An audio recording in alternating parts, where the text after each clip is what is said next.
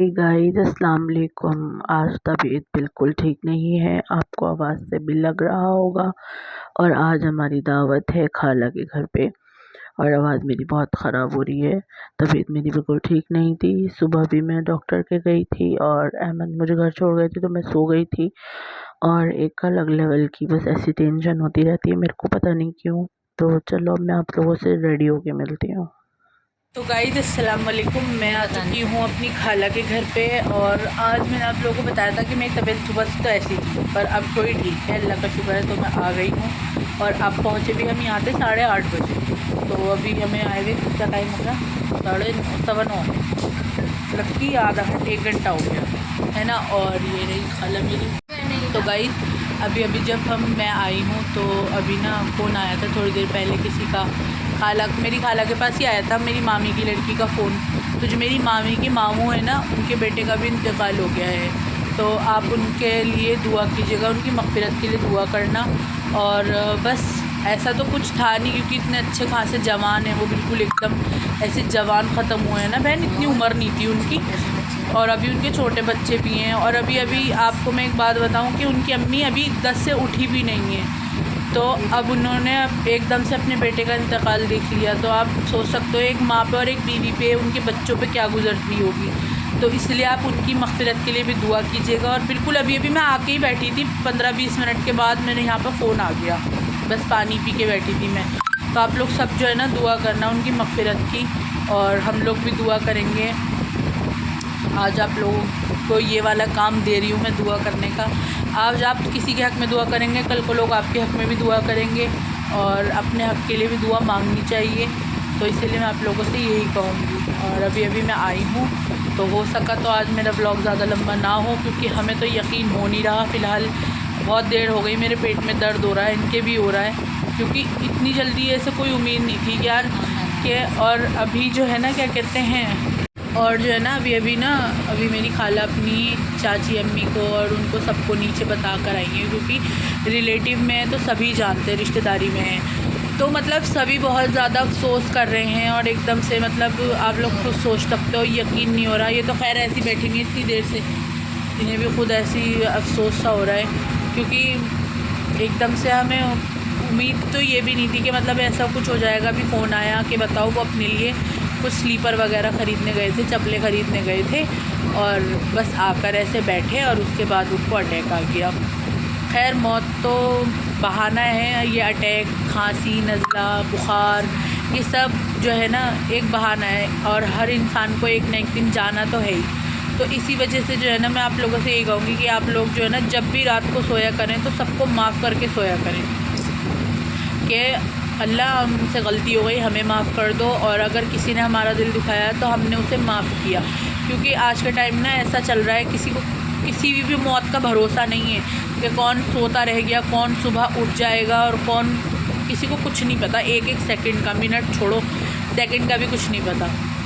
तो इसीलिए मैं आप लोगों से कहूँगी कि आप लोग सबकी, वैसे तो फ़िलहाल हमारे नबी पाक सल्लल्लाहु अलैहि वसल्लम पूरी उम्मत के लिए दुआ करते थे, तो आपका भी हक़ बनता है कि आप भी पूरी उम्मत के लिए ही दुआ करें। तो बस आप उनकी मग़फ़िरत के लिए दुआ करें। और मुझे तो बहुत ज़्यादा अफ़सोस हुआ, अगर ये मतलब मुझे पता होता तो मैं यहाँ ना आकर सीधा वहाँ जाती। तो अब देखो इंशाअल्लाह उन्होंने फ़ोन करा था तो बताया है कि सुबह तक होगा। तो जैसे यहाँ से मैं फ़ारिग होंगी तो मैं घर जाऊँगी, और उसके बाद घर अगर आज नहीं जा पाए तो कल सुबह तो मैं जाऊँगी। तो इंशाल्लाह आप लोग भी सब दुआ करना। मैं आप लोगों से उम्मीद रखती हूँ कि आप लोग दुआ करेंगे, और मेरे लिए भी कीजिएगा, अपने लिए भी कीजिएगा, और आने वाली हर एक पल के लिए दुआ कीजिएगा। और सबको माफ़ कर दो, जिसने आपका दिल दुखाया है सबका बदला सिर्फ़ अल्लाह लेगा, उसके सिवा कोई नहीं लेगा। इसलिए मैंने भी सबको छोड़ दिया पीछे, और मैं अपने मियाँ के साथ बहुत आगे बढ़ चुकी हूँ। मुझे किसी की बातों से कोई दुख नहीं होता, पर हाँ ये है कि हम भी ऐसी बात ना ही करें तो बेहतर है कि किसी को उसका दिल दुखे। तो बस मुझे तो बहुत अफ़सोस हो रहा है, क्योंकि अभी 8-9 महीने पहले मेरी नंद की शादी थी, तो उसके रिसेप्शन में वो मुझे खाना वाना पूछ रहे थे कि खाना खा लो। तो बस मुझे थोड़ा सा ना सही यकीन नहीं हो रहा उनका, तो इस वजह से। तो गाइस मेरी खाला भी फ़ोन पे बात कर रही है किसी से, बहुत ही ज़्यादा अफसोस कर रही हैं फ़िलहाल तो। सच्ची बड़ा दिल दुख रहा है, मेरे जवान बच्चे हैं। पता नहीं है। तो गाइस सबके ही ऐसे ही फ़ोन आ रहे हैं और हम लोग सबसे ऐसे ही बात कर रहे हैं। तो देखो आपके ना कुछ भी वक्त का नहीं पता, बस ये है कि अल्लाह पाक जो है ना सही करे। और इनकी नंद का फ़ोन था, तो क्या इनकी नंद का फ़ोन था, तो इनके रिलेटिव्स भी इधर लगते हैं वो, और हमारे मामू लगते हैं। मेरी जो मामी है उनके मामू के बेटे हैं, तो वो यहीं रहते हैं दिल्ली में। और बाकी जो उनकी बहन है वो मुंबई में रहती हैं, वो मेरी मामी की सगी भाभी है बिल्कुल। तो ऐसे ही रिलेटिव्स में शादी हुई हुई है ना, तो इस वजह से जो है बस अफसोस हो रहा है हमें। और क्या करें, आई है मौत तो बरहक है, वो तो जाना ही है सबको। बस ये है कि अल्लाह पाक सबकी मग़फ़िरत करे और आप लोग भी दुआ करें। और पता है इंसान को ना अपने हक़ में अपनी मग़फ़िरत की दुआ भी करनी चाहिए।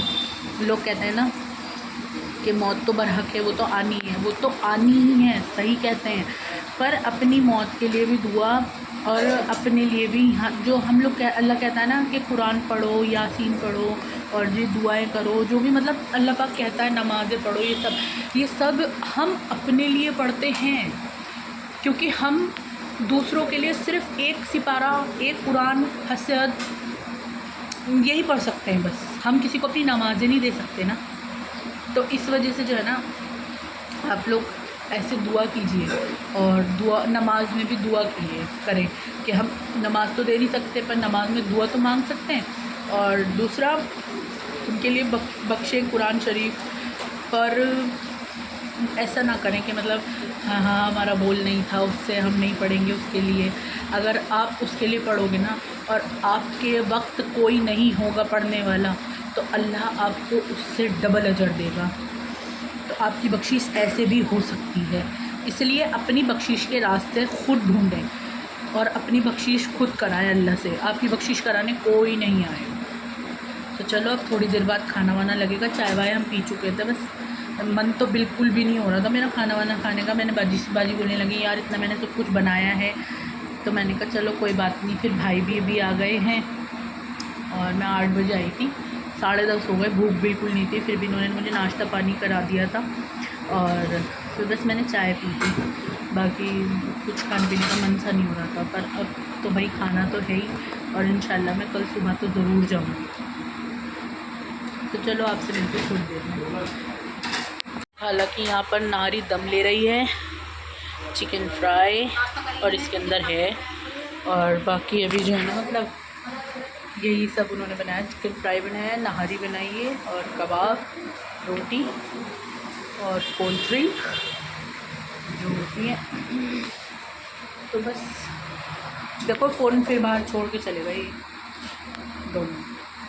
मैं इस व्लॉग को इधर ही एंड करती हूँ। आपसे मिलूँगी कल। और व्लॉग बनाने का थोड़ा मन तो है, मैंने बनाया भी है।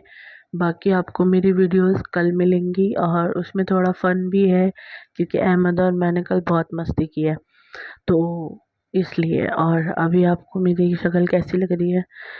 मैं लिटरली घर आके मैं रोई थी रात को, क्योंकि मेरे को बिल्कुल भी यकीन नहीं हो रहा। तो इस वजह से। और ये व्लॉग आपके पास जब आएगा, जब मैं उनके उसमें इंतकाल में होकर आ भी गई घर पे, तो ये व्लॉग आपको कल देखने के लिए मिलेगा। और मिलती हूँ आपसे नेक्स्ट व्लॉग में। नेक्स्ट व्लॉग भी आपको मेरा कल ही देखने को मिलेगा, मतलब परसों। तो वो व्लॉग भी मेरा कल का होगा। तो चलिए मिलती हूँ मैं आपसे नेक्स्ट व्लॉग में। तब तक के लिए बाय, अल्लाह हाफिज़। आप उनकी मग़फ़िरत के लिए दुआ कीजिएगा, और मैं भी करूँगी।